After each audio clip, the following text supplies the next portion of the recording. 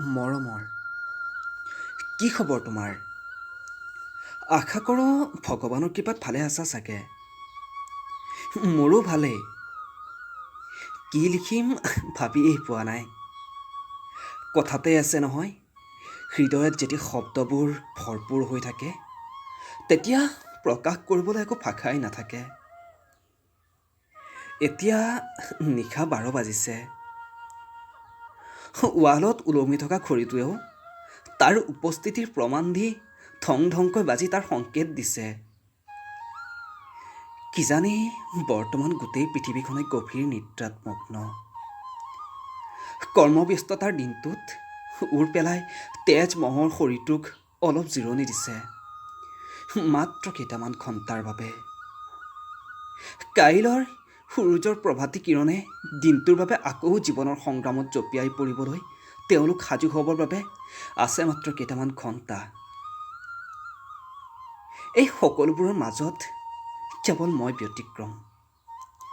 হাতত কলমটো লৈ টেবুলত বহি আছোঁ কাৰোবাৰ মৰমৰ প্ৰতিদান দিবলৈ। টিনপাতত নিয়ৰৰ শব্দবোৰ এটা ধাতৱ শব্দৰ সৃষ্টি কৰিছে। অদূৰৰ পৰা ভাহি আহিছে জিলিৰ মাত, তাৰ লগতে চোতালত শেৱালিজোপাৰ পৰা ভাহি অহা গোন্ধ এটা মায়াময় পৰিৱেশৰ সৃষ্টি কৰিছে। ভাবিছোঁ মোৰ চিঠিখন যেতিয়া তুমি পিয়নজনৰ পৰা হাত পাতি ল'বা তেতিয়া চাগে তুমি ৰোমাঞ্চিত হৈ পৰিবা। কি বা লিখিছে, কোনোবাই দেখিলে নেকি? এনে নিযুত প্ৰশ্নই তোমাৰ হৃদয়ত খুন্দা মাৰিব।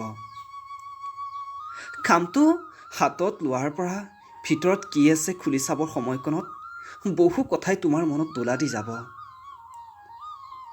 তোমাৰ প্ৰেম ভালপোৱাক মই সদায় সন্মান কৰোঁ। তুমি মোক ভাল পোৱা, তুমি মোক নক'লেও মই জানো সেয়া কথা, আৰু সেয়াই মোৰ জীৱনৰ এক শক্তি। তোমাৰ প্ৰেম মোৰ কৰ্মপ্ৰেৰণা, মোৰ শক্তি, মোৰ অগাধ শক্তি, বিশ্বাসৰ প্ৰতীক। বিশ্বাস ৰাখা, আমাৰ প্ৰেম সফল হ'বই, কাৰণ দুখন পবিত্ৰ হৃদয়ৰ মিলনত ঈশ্বৰৰো মঞ্জুৰি থাকে।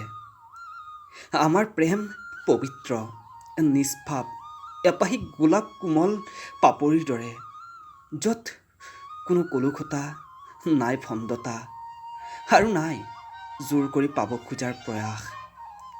সেয়েহে বিশ্বাস ৰাখা তোমাৰ নিজৰ ওপৰত, মোৰ ওপৰত, আমাৰ পবিত্ৰ সম্বন্ধটোৰ ওপৰত, আৰু তাতোকৈ বেছি ঈশ্বৰৰ ওপৰত। শেষত মা দেউতালৈ মোৰ সশ্ৰদ্ধা প্ৰণাম, লগতে মৰম যাচিলোঁ। ইতি তোমাৰ শুভাকাংক্ষী।